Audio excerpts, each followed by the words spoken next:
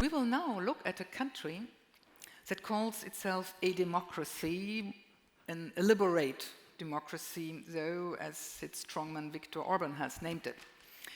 The European Parliament, however, is said to no longer consider that member state a full democracy. And the least we can say is it's a democracy in danger, where journalists have been in danger for a long time. And I'm very delighted to announce one of my finest colleagues in Europe, Hungarian journalist Szabolcs Panyi. He belongs to this ever smaller group of Hungarian journalists who are working independently, and he is very well known and admired among investigative journalists all over Europe. Szabolcs Panyi is an investigative reporter for the independent platform Direct36, where he covers national security and defense. He was uncovering the Kremlin's corrupting influence in Hungary and has been investigating topics such as far-right paramilitary groups exercising with Russian GRU officers or shady diplomats selling thousands of Schengen visas to Russian criminals. Obviously, he moves in dangerous areas. He took part in the international investigation of the Pegasus project and had to find out that he himself was targeted by the Pegasus spyware. This malware provides the attacker full access to the targeted smartphone, and for Szabolcs, a nightmare come true. Please join us here on stage, and we welcome you very warmly.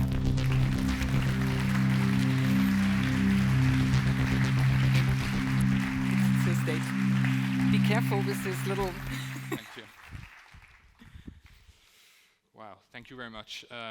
Thank you for this introduction. I wouldn't say I'm well known or famous, but it seems that my government is really working on it. It's working on it harder than I do. Many have praised this building, this 70s architecture, saying that it looks like Star Wars or like the Enterprise spaceship. And certainly there was a charm in the 70s in West Berlin. It's like a time travel being here. The story I'm about to tell you is about a different type of time travel. It's more like a time travel to East Berlin for me. And it all started actually last April when two very famous German journalists, Bastian Obermeier and Frederick Obermeier, were reaching out to my boss, telling him that they want my phone number. You know, these are very famous guys, used to work for Süddeutsche, now work for Spiegel. They were uncovering the Panama Papers scandal, the Ibiza-gate in Austria, so very well-known guys. I was really proud that these people want to talk to me, but they never called. They just wanted my phone number, and I was wondering why. Of course, it soon turned out that they were interested because they obtained, together with a group of journalists, a large number of phone numbers that was leaked to them. And this set of phone numbers was not just your usual contact list of journalists from all over Europe, but it was a registry of phone numbers that were entered into a system called Pegasus, a spyware. These phone numbers were entered into the system with the aim to infect the smartphones belonging to these phone numbers.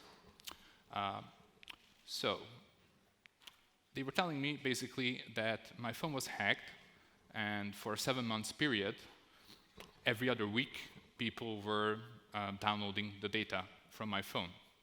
As it was said in the introduction, it doesn't mean only that it was my photos or my videos or my emails that could have been accessed, but also Pegasus, this spyware manufactured by NSO Group, an Israeli company. This spyware can also remotely turn on the camera, the front camera, the back camera, and the microphone of your mobile phone without your knowledge. So I had this habit that whenever I went to the shower, I took my mobile phone with me, just listening to some music. For obvious reasons, I don't do that anymore, and I don't recommend you to do that. Because the worst part with spywares is that they are so advanced these days that you don't even have to be careless clicking on some link that you receive in an SMS or an email scamming you. You don't have to be interacting with this stuff, they can just infect your phone at any time without your knowledge, without your approval, without clicking on anything. So this can essentially happen to anyone. What I was told basically is that in a 7-month period, someone was accessing my phone, were looking into basically anything. And what's worse is that, and this is the worst part for journalists, is that I was using WhatsApp, I was using Signal, I was using Telegram, and I bet most of you do. Please raise your hands. Who's using such applications? Like, who's using Signal? Okay, Signal's cool. WhatsApp? Okay, Telegram?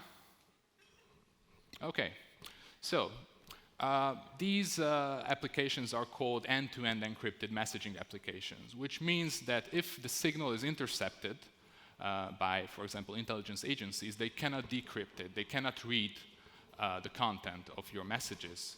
But what happens when the endpoint is infected with a spyware? Well, then basically they can decrypt everything because they see everything that's on your screen. So this is how Pegasus worked on my phone. As a journalist, it's not really my personality, it's not really my personal life that was interesting to those people who were surveilling me, of course, but it was my sources. To most investigative journalists, and I believe those people can call themselves investigative journalists only, who believe that source protection is the most important. So source protection was infringed. In my case, this meant that those people, and now I can say it was the Hungarian government, of course, it was Viktor Orbán's government, they acknowledged it later.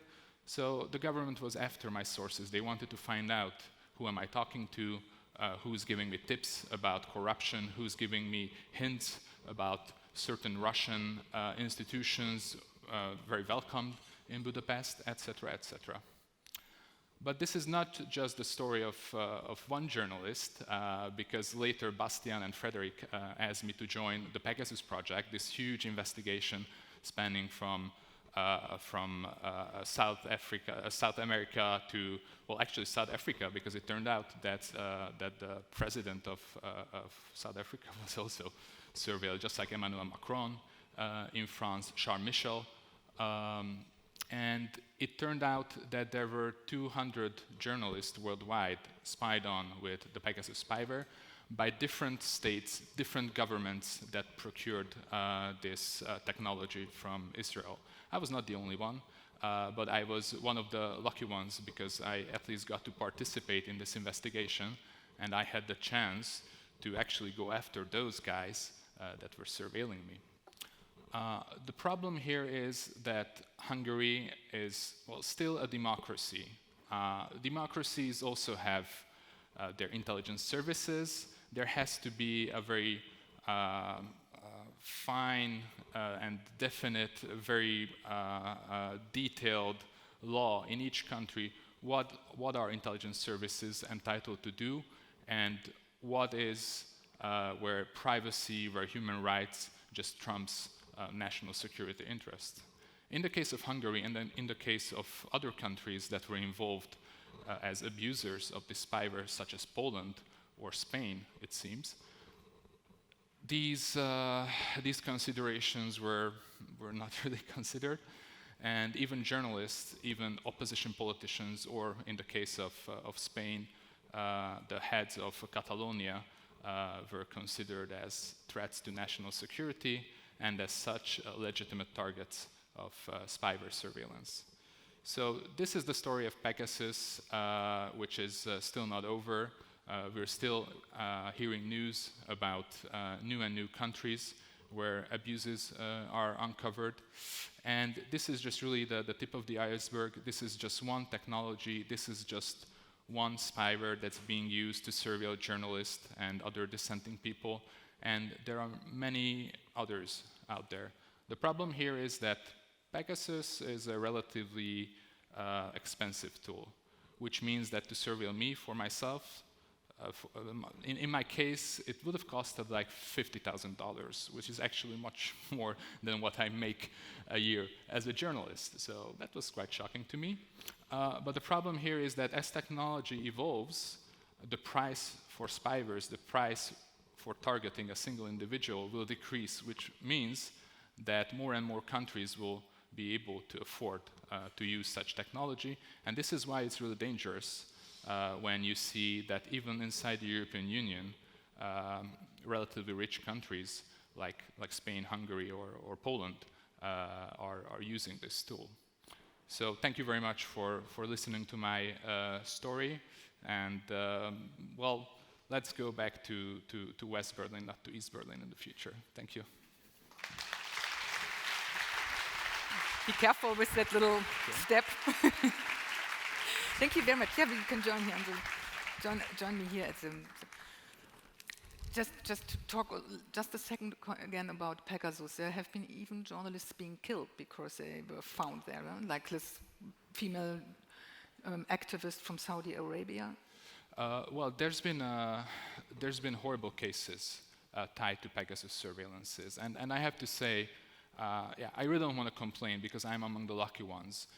As I said, in my case, the government was only after my sources. They wanted to identify who are the people who are giving me information. But, for example, in Mexico, an investigative journalist was killed after he was surveilled with Pegasus. In Morocco, a journalist was sentenced to jail for 6 years after his surveillance.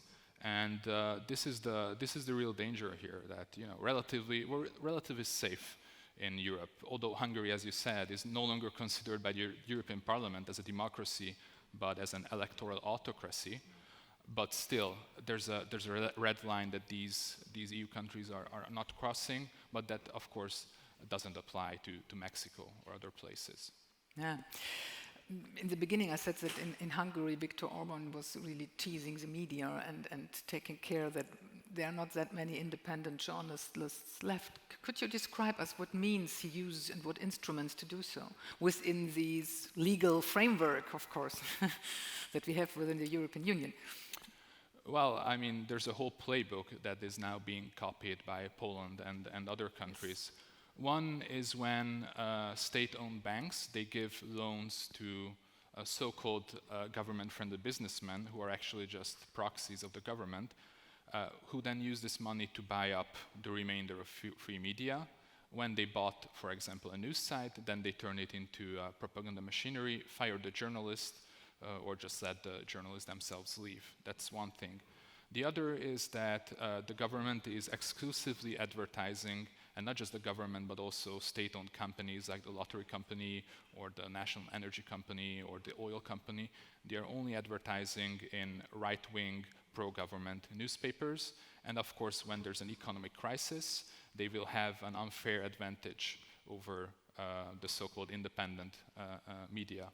And of course, then there are targeted attacks against individual journalists, like surveillance, or sometimes they ran like 3 minutes long pieces in the evening news, singling out some journalist and accusing him or her of, I don't know, being an agent of George Soros, the CIA, you name it. Yeah. When talking about that advertisement, we had this in Austria lately. It's an advertisement from the conservative, at that time, governmental party, buying advertisement in the newspaper and therefore in exchange receiving good stories. So that is something that is obviously in Hungary done even more intensely. Or yes, and the former head of the Freedom Party in Austria, Mr. Strache, famously said in this Ibiza tape that he would like to have the same kind of power as Viktor Orban when it comes to media, to have the same kind of controlled media where actually journalists are just propagandists. So yes, this is why I'm saying that Hungary is it's a small country. It's a country of 10 million people, but it's a role model to power-hungry people all around Europe. Of course, Viktor Orban is perceived as a strong man who can do it. And how do you explain his obsession with Putin? Well, that's a good question, and this is the question that got me into trouble because since, I don't know, 2015, the main beat that I was covering was Russian influence in Hungary. And when I came under surveillance, it was exactly because of my work on ties between the Orban government and Russia. I would say, and as an investigative journalist, I can only report on facts, not conspiracy theories or theories. What I can say is that it's not the Hungarian national economy, it's not Hungary's national interest that benefits from this relationship with Russia, but certain private interests through gas deals, through nuclear deals, or through other types of business deals. So we're talking about corruption and benefiting and filling your coffers. Yes, exactly. What would you expect from the other institutions and countries in the European Union? How could they support democratic movement in Hungary and free journalism in Hungary? Well, I think that the European Union just should, stick to its own values and uphold its own values when it comes to Hungary. They don't have any obligation to support any kind of political parties or even journalists. They should just stand up for what the European Union was founded for. The problem is that it doesn't seem to be the case. I mean, this continuous decline in media freedom has been going on since 2010. Now it's 2022, and right now we're seeing that maybe the European Commission is about to take action against Hungary. More than 11 years have passed, so it's too late. Yeah, and in April, Orban had a landslide win again. So obviously, there is still in population there's a strong support for him. Well, this is how an effective centralized propaganda machinery works. The right-wing media in Hungary can reach more than half of the country's population, and these people exclusively get their information from those newspapers, those radios, those TVs that are disseminating central messages of the government. And this also means that at least half of the population will never read my stories because there's just a firewall between rural Hungary and urban Hungary. Szabolcs, thank you very much for joining us. It was great to have you here. Thank you for inviting me. Thank you. And we wish you well.